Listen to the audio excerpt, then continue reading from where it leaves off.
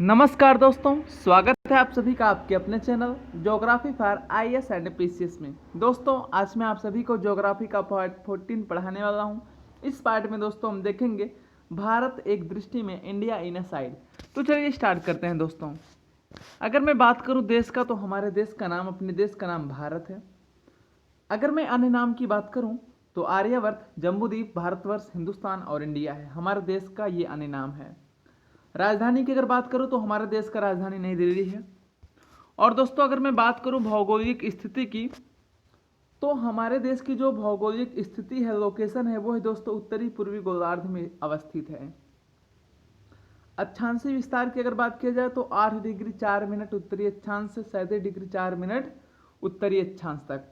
और दोस्तों, अगर देशांतरी विस्तार की बात किया जाए तो 68 डिग्री 7 मिनट पूर्वी देशांतर से 97 डिग्री 25 मिनट पूर्वी देशांतर। तो आशा करता हूं दोस्तों ये भी समझ में आ गया होगा। तो चलिए फटाफट आगे बढ़ते हैं।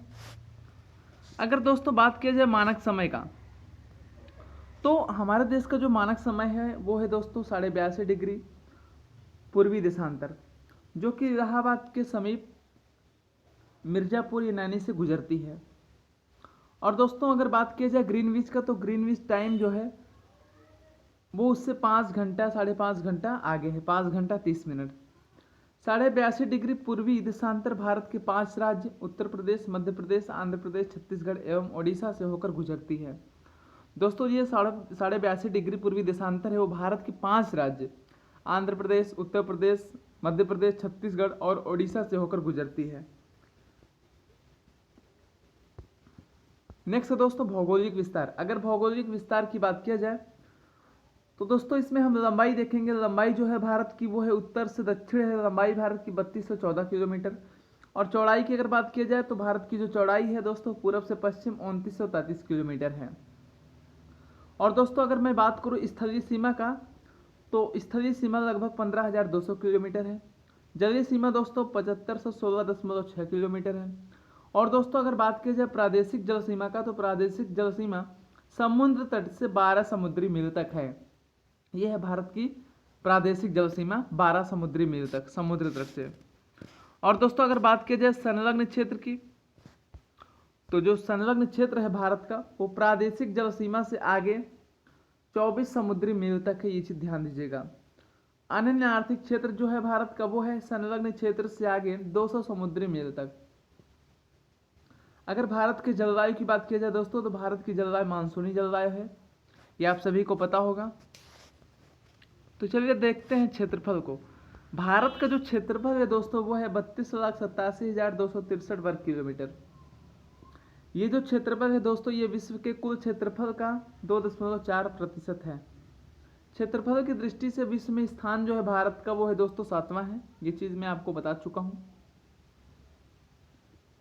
फर्स्ट पे आपका है दोस्तों रसिया है। दोस्तों, अगर बात किया जाए जनसंख्या का, तो भारत में कुल जनसंख्या लगभग नियर अबाउट 121 करोड़ है। भारत में कुल जनसंख्या 121 करोड़ है। जनसंख्या की दृष्टि से विश्व में स्थान जो है भारत का दोस्तों वो है दूसरा। अगर पुरुष जनसंख्या की बात की जाए तो लगभग 62,000 करोड़। और यदि महिला जनसंख्या की बात की जाए दोस्तों तो लगभग 59,000 करोड़। अगर ग्रामीण जनसंख्या की बात की जाए तो लगभग 83 करोड़। और यदि शहरी जनसंख्या की बात की जाए दोस्तों तो लगभग 38 करोड़ 38 करोड़। अगर मैं बात करूं लिंगानुपात का, तो 943 प्रति हजार पुरुषों पर। शिशु लिंगानुपात की बात करूं तो 918 प्रति हजार पुरुषों पर। अगर दोस्तों मैं बात करूं जनसंख्या घनत्व का, तो 382 व्यक्ति पर वर्ग किलोमीटर। अगर कुल साक्षरता की बात की जाए तो लगभग भारत में 74% लोग साक्षर हैं या पढ़े लिखे हों।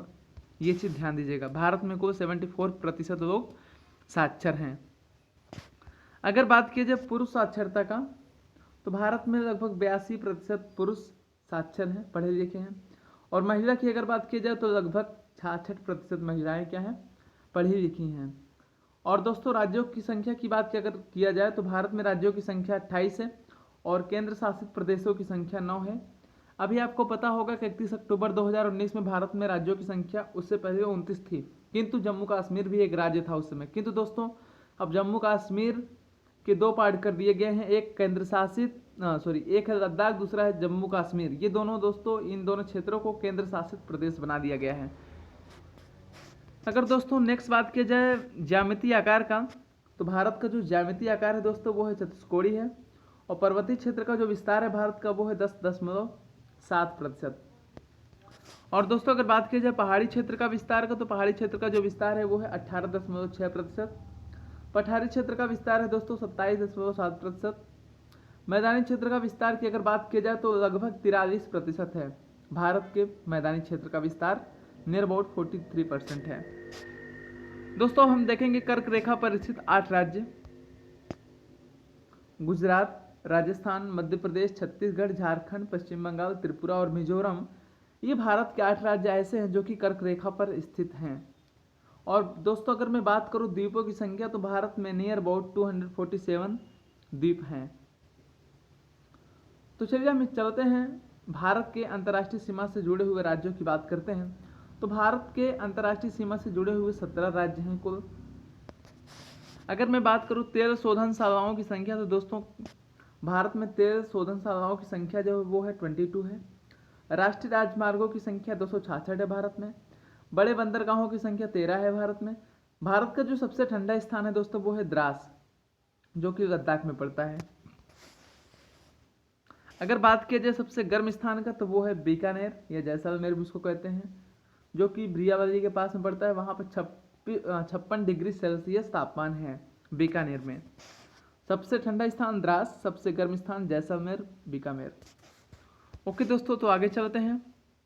अगर बात किया जाए भारत के सबसे बड़े जिला का, तो भारत का जो सबसे बड़ा जिला है क्षेत्र में वह है दोस्तों कच्छ है, गुजरात वाला एरिया है।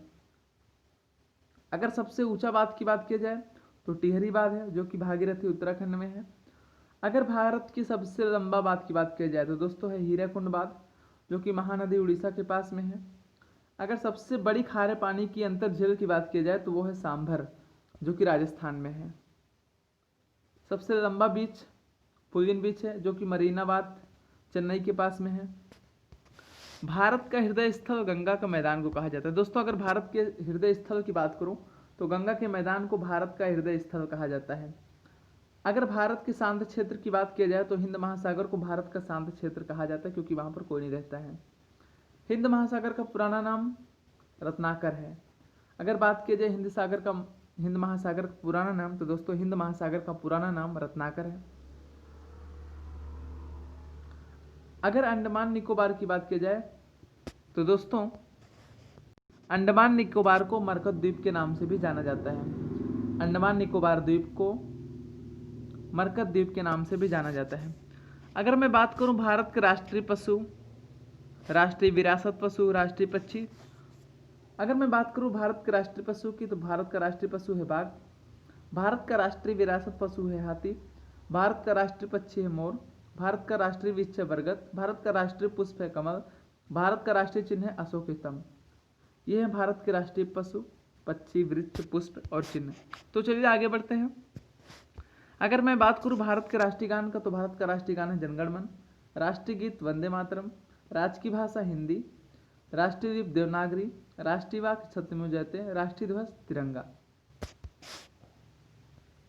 अगर दोस्तों मैं बात करूं भारत के राष्ट्रीय नदी का, तो भारत का राष्ट्रीय नदी गंगा है।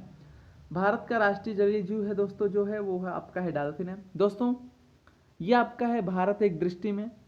और दोस्तों ये जो आपका है इंडिया इन साइट, यहाँ से कम आपके एग्जाम में क्वेश्चन आते रहते हैं। कम से कम 2 क्वेश्चन तो जरूर आता है यहाँ से, ये चीज़ ध्यान दीजिएगा, तो इसको आप जरूर याद कर लीजिएगा। तो दोस्तों मिलते हैं नेक्स्ट पार्ट में। और दोस्तों यहीं से आपका भारत का जो सामान्य परिचय था वो खत्म हुआ।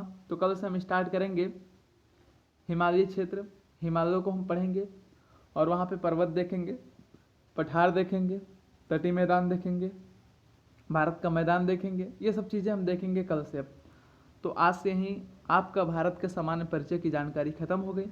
तो मिलते हैं नेक्स्ट वीडियो में। जय हिंद, जय भारत।